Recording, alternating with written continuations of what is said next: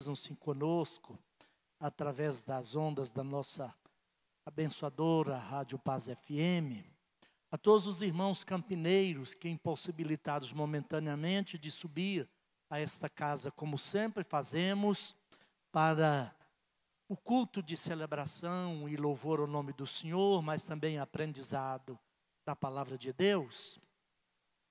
Desejar que a paz e a graça do Senhor alcance a todos, afiançar a vocês que o Senhor tem para o nosso coração uma palavra, ainda que sucinta, um tanto quanto lacônica, mas o Senhor é bondoso e a sua misericórdia nos alcança, e nos alcança na exata medida das nossas necessidades. A Bíblia diz lá no Salmo 107, versículo 20, que Ele, o Senhor, envia-nos a sua palavra e nos sara, e nos livra de tudo quanto nos é mortal.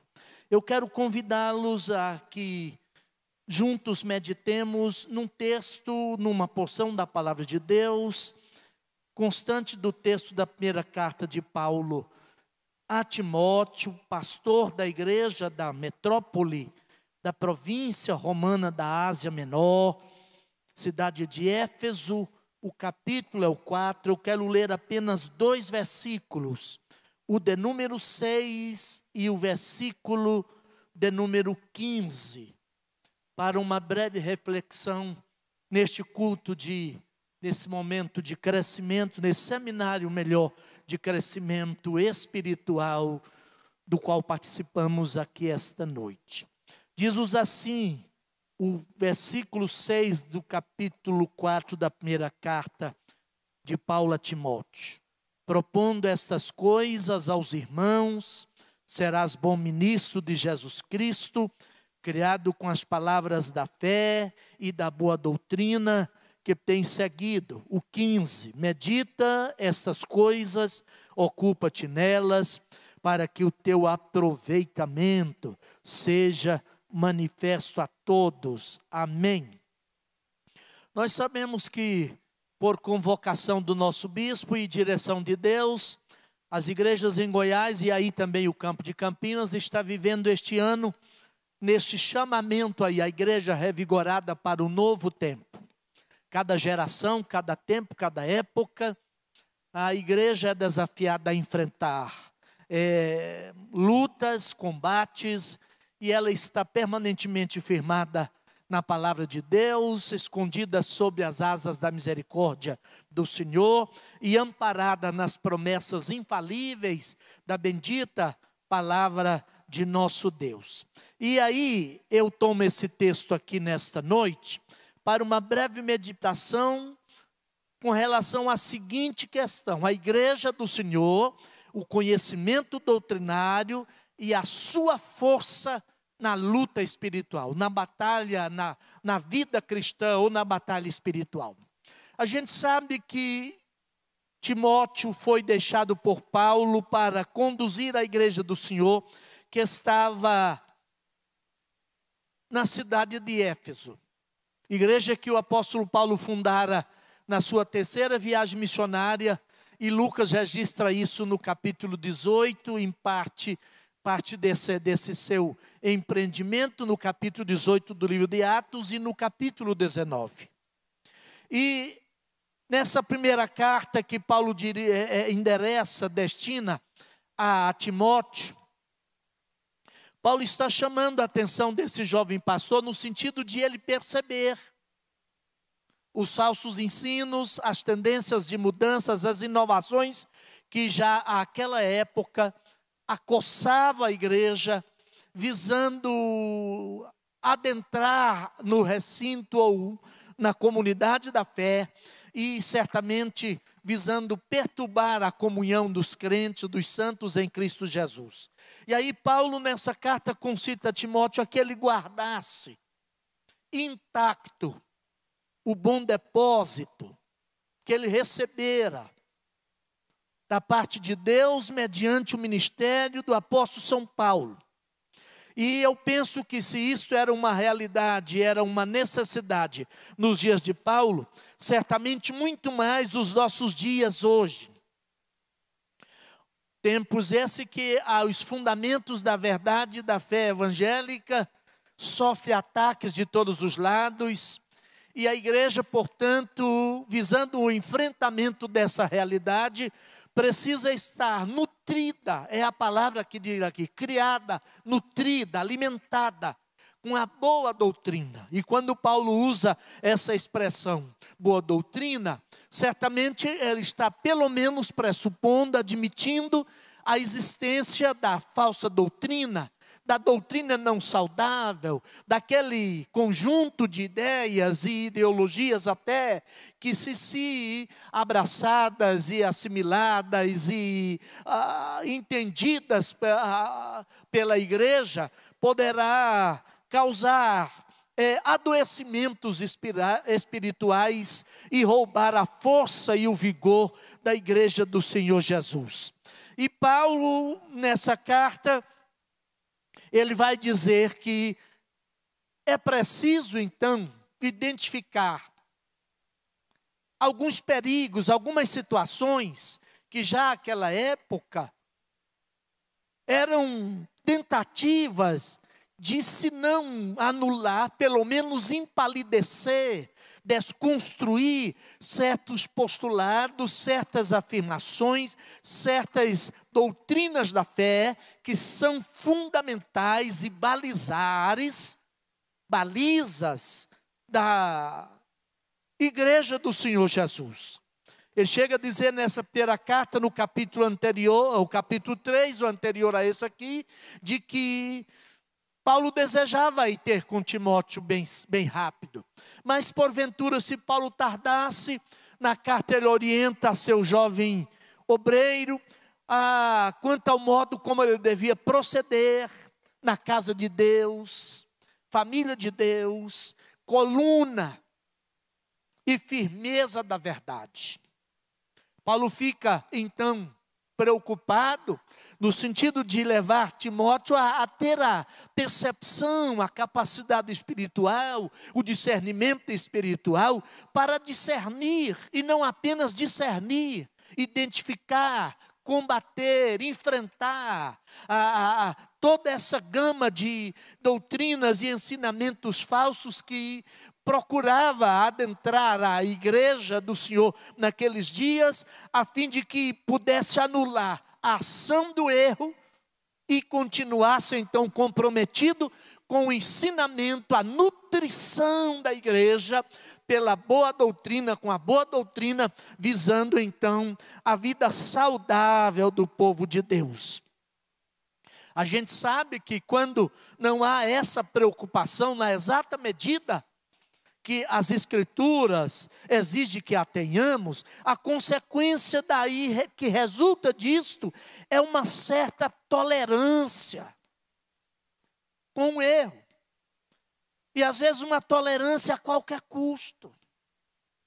Alguém disse que quando toleramos tudo é porque já não importamos com mais nada. Alguém disse também que quando em nome da paz, quando em nome da boa convivência entre as religiões, entre as diferentes confissões de fé, e aqui eu quero incluir o movimento evangélico brasileiro, nesse momento, um movimento muito multifacetado, com colorações as mais disparadamente diferentes, quando em nome de uma determinada unidade, ou de uma certa ecumenicidade, nós abrimos mão da verdade. Alguém disse, essa paz está cobrando um preço alto demais.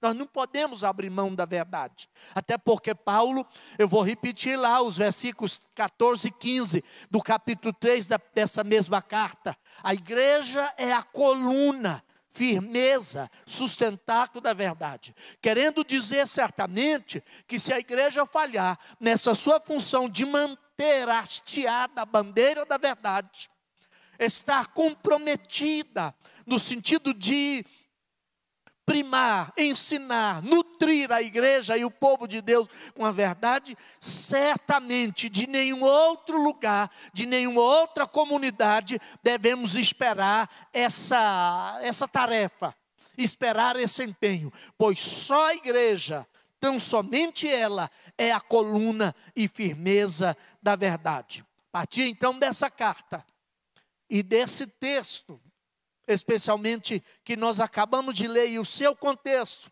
Paulo convoca a todos nós cristãos, aqueles lá da cidade de Éfeso, na segunda metade do primeiro século, e a nós cristãos de todos os tempos, a que venhamos compreender, ou pelo menos nos interessar pela compreensão daquele conjunto de verdades que define a nossa fé,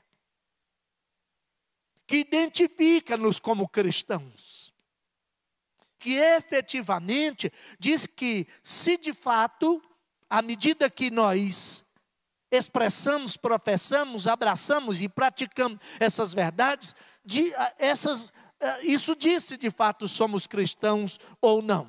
Olha bem, e ele diz que é preciso, em função disto, por causa disto, corajosamente rejeitar todo e qualquer pluralismo doutrinário que porventura labore contra as verdades fundamentais da nossa fé. Segundo, ele diz também nessa carta que é preciso avançar um pouco para além do subjetivismo interesseiro no que concerne a compreensão e a interpretação dessas verdades.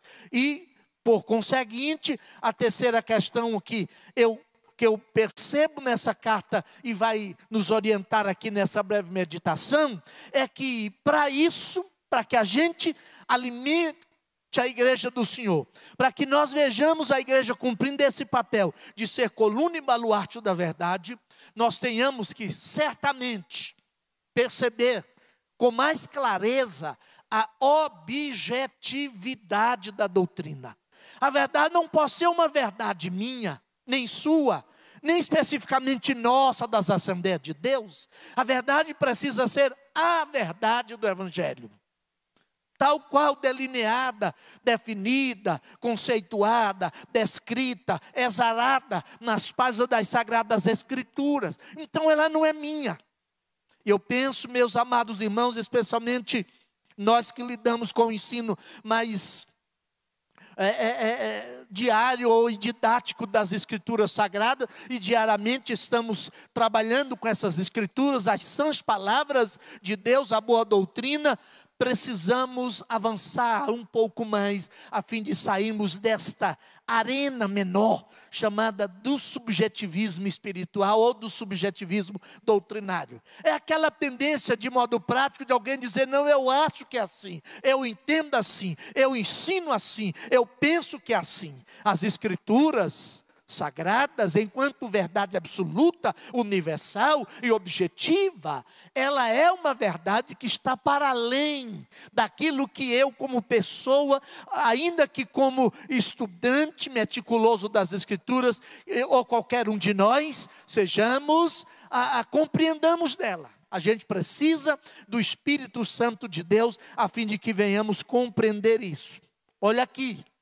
E Paulo, evidentemente, nessa carta, vai concitar e convocar Timóteo, por conseguinte, a toda a igreja do Senhor em todo o tempo, pois que ele entende, pelo Espírito Santo de Deus, que toda a força da igreja, para vencerem as lutas da vida, para ser fortalecida no Senhor, depende de que ela abrace, de que ela defenda, de que ela proclame, de que ela ensine a sã doutrina como única forma viável e legítima de vencer a apostasia dos últimos dias, desses tempos finais, e consiga então efetivamente caracterizar-se, manter-se como o povo de Deus em meio a essa realidade tão conturbada de N grupos e pessoas falando em nome de Deus, e que de repente o conceito, a definição, a ideia que eles fazem desse Deus não corresponde ao Deus das Sagradas Escrituras. Isso posto, isso dito, eu quero deixar aqui então 3 grandes princípios que Paulo nos coloca aqui nesse capítulo 4 da primeira carta que ele escreve a Timóteo, a fim de que nós outros, como igreja, consigamos ser exitosos nesse enfrentamento, E à medida que corajosa, mas também, olha, valorosamente enfrentemos o erro, nós consigamos alcançar a fortaleza do Senhor, né, a graça do Senhor, e sejamos então uma igreja revigorada. O primeiro princípio que eu destaco aqui desse texto é que é preciso confrontar o falso ensino e a falsa doutrina com as sãs palavras da fé que professamos.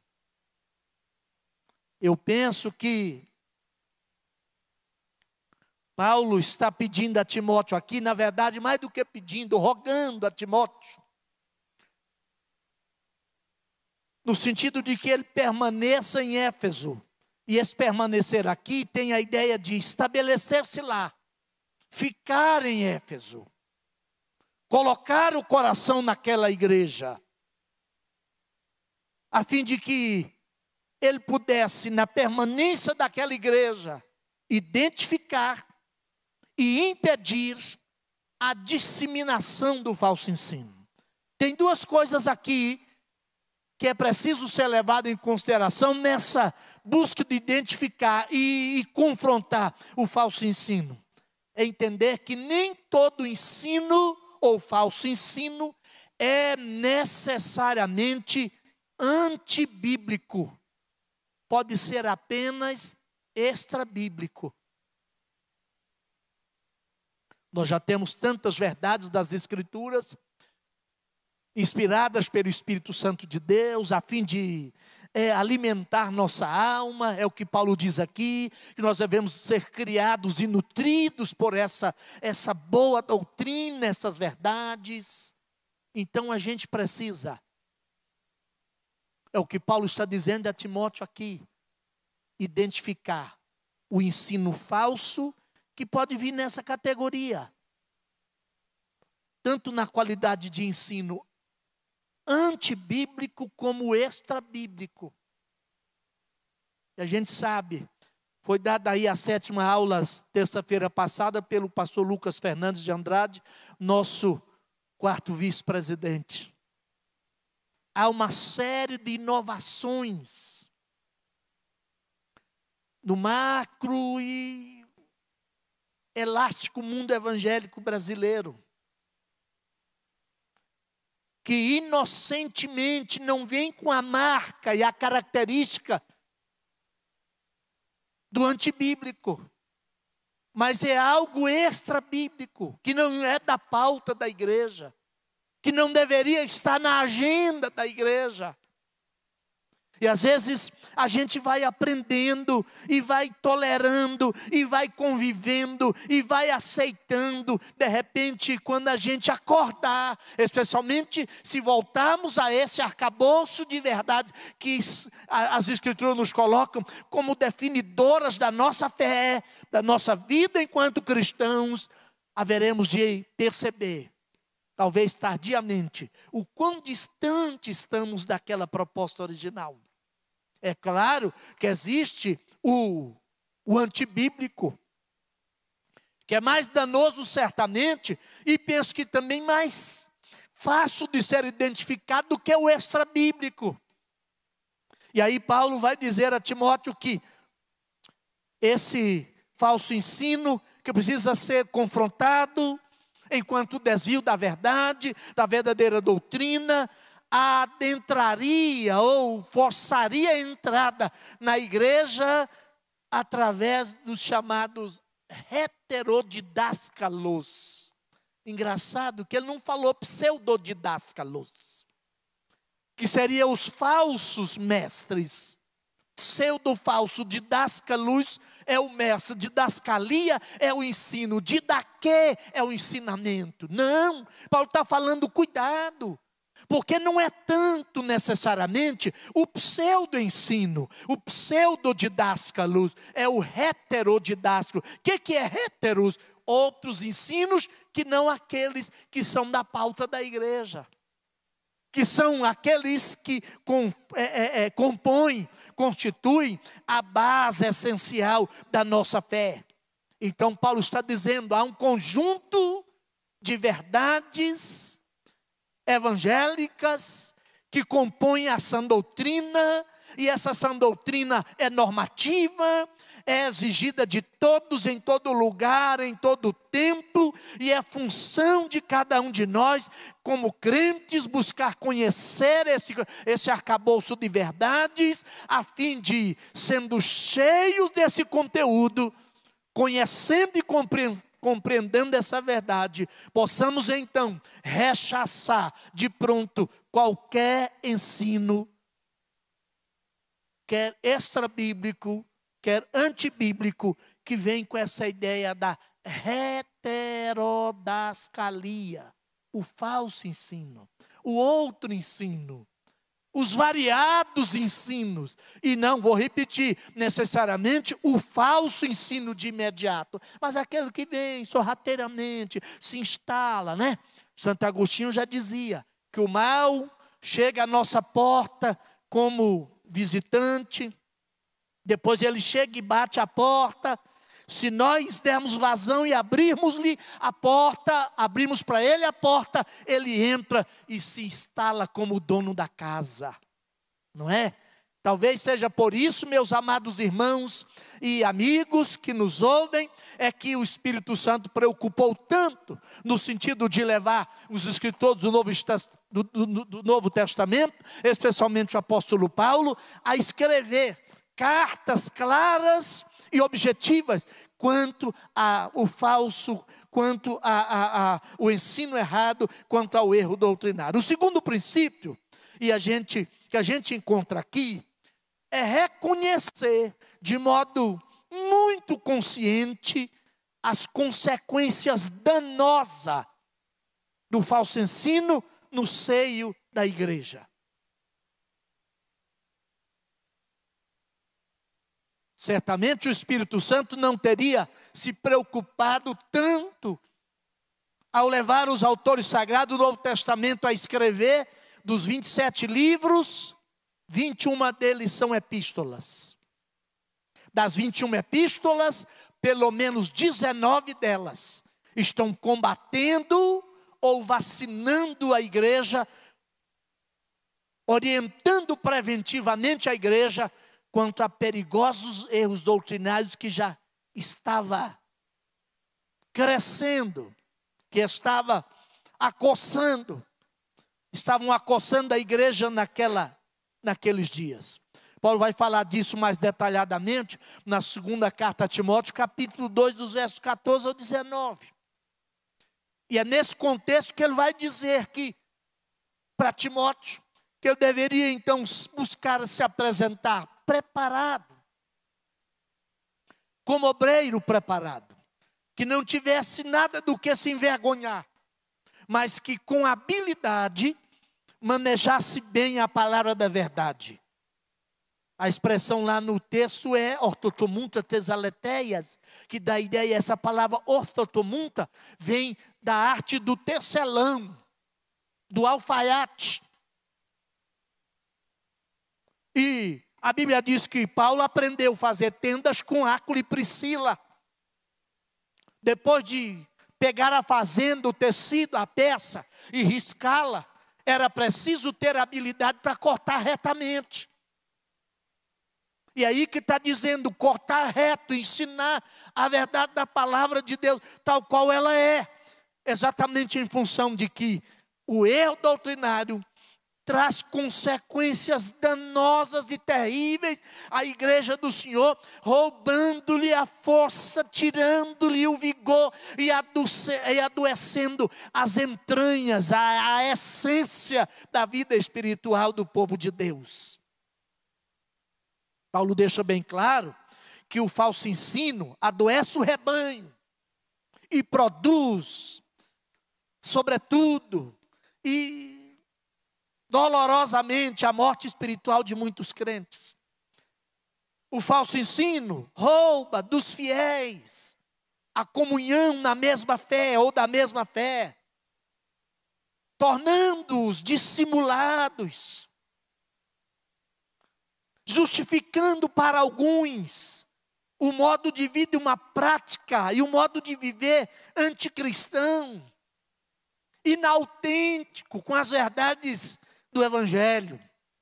Promove contendas e dissensões, divide o corpo de Cristo, impede a edificação do povo de Deus na terra, torna os crentes vulneráveis, facilmente levado à roda por todo vento de doutrina, tal qual Paulo fala aos Efésios capítulo 4. Cria uma certa mentalidade de infantilismo religioso e espiritual. Paulo chega a dizer que para que nós não sejamos mais como meninos, e a característica desses meninos ali, que é a ideia de infantilismo espiritual, é a inconstância, é a falta de maturidade, de firmeza. Isso tudo resulta do falso ensino. Isso tudo é consequência danosa do falso ensino. E eu encerro com o terceiro princípio. Paulo vai dizer então a Timóteo, por isso que eu li lá o versículo 15, quando ele diz assim: ocupa-te dessas coisas, e nela ser diligente. Há um versículo antes lá que diz assim: olha, até que eu vá, persista em ler. É claro que Paulo está falando da leitura pública das Escrituras. Mas ele diz, além de ler, ensina essas coisas, medita nelas, e nelas ser diligente, porque fazendo assim, salvarás tanto a ti mesmo, quanto aos que te ouvem. Qual é então o terceiro princípio? A coragem de retornar ao ensino da excelência e da fidelidade ao Evangelho e à doutrina cristã. E da doutrina cristã. Está muito claro aqui.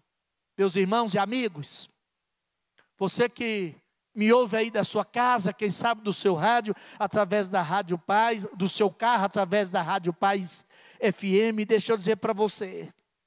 É claro que a nossa fé não resume apenas um conjunto de ideias assimiladas e compreendidas, porque a nossa fé tem implicações práticas.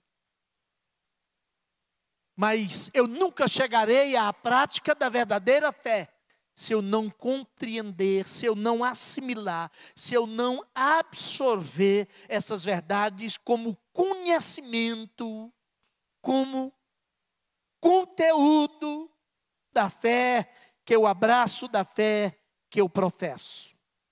Portanto, encerrando, a proposta que recebemos da parte do Senhor através desse texto sagrado. E é mais do que uma proposta, é um desafio para a igreja do Senhor Jesus nesses dias. É uma proposta de caráter eminentemente, eu diria que didático-pedagógica. E não é novidade aqui na carta de Paulo, porque o próprio Jesus foi conhecido no seu ministério como o mestre. Às vezes a gente não se atenta para isso. O título mais usado para Jesus nos 4 evangelhos não é de o Senhor, e Ele é o Senhor. Não é de o Salvador, e Ele é o Salvador. O título mais usado por Jesus, ou em referência a Jesus, nos evangelhos, é de o Mestre.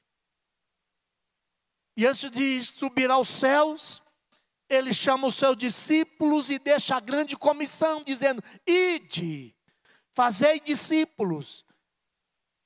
E a força do imperativo está no verbo fazer, não no verbo ir.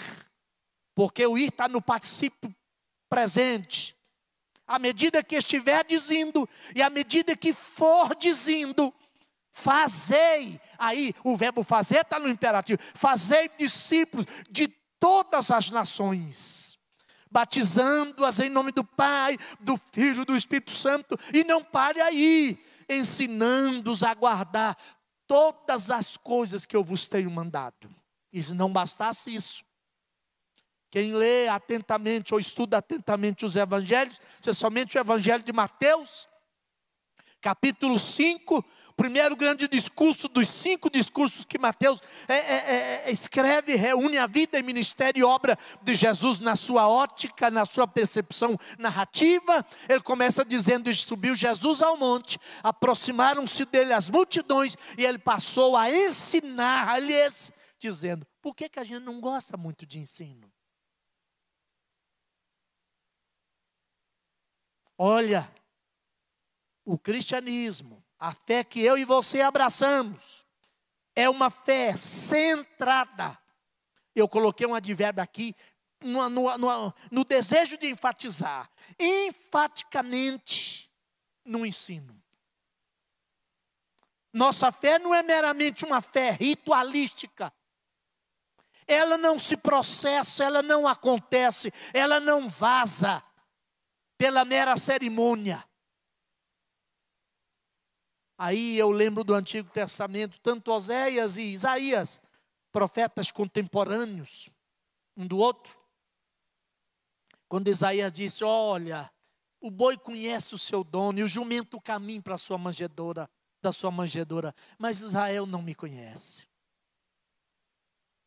Deus chega a dizer nesse capítulo 1 de Isaías, dizendo: quem é que pediu para vocês o só pisares aqui na minha casa?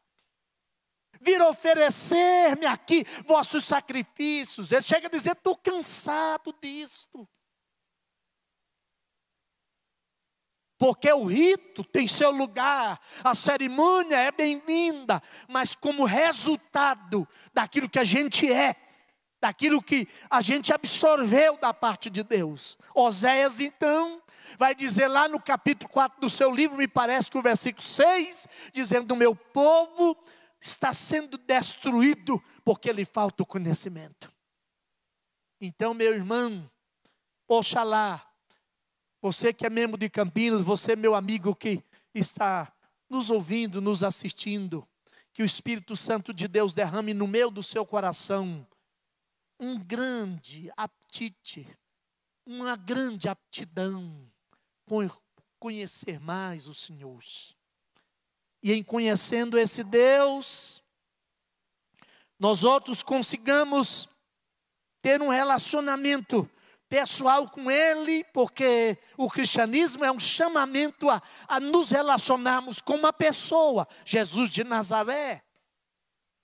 Pois que somos habitados por uma outra pessoa divina, o Espírito Santo.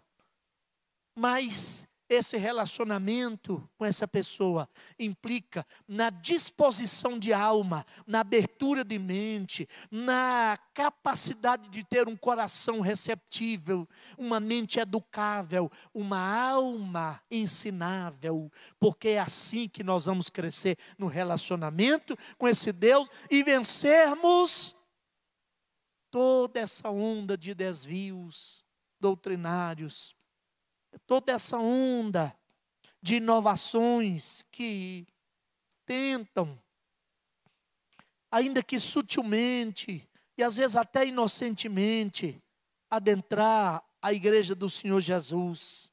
Oxalá nós outros entendamos isso. Oxalá eu e você, nesses dias tão difíceis, está sobrando tanto tempo, o comércio está fechado, a escola está fechada, os templos estão fechados, não a igreja, porque a igreja não se fecha.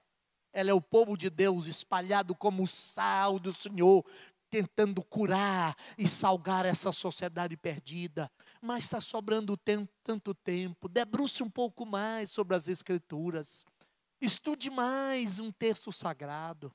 Peça ao Espírito Santo para dar a você esse lenitivo, esse gozo, essa vontade de absorver desse conhecimento, pois essa palavra é curadora, restauradora, restabelecedora, e firmados nela, criados e nutridos com essa boa doutrina, essa sã doutrina, certamente teremos vida saudável e seremos igreja vitoriosa, em nome de Jesus Cristo.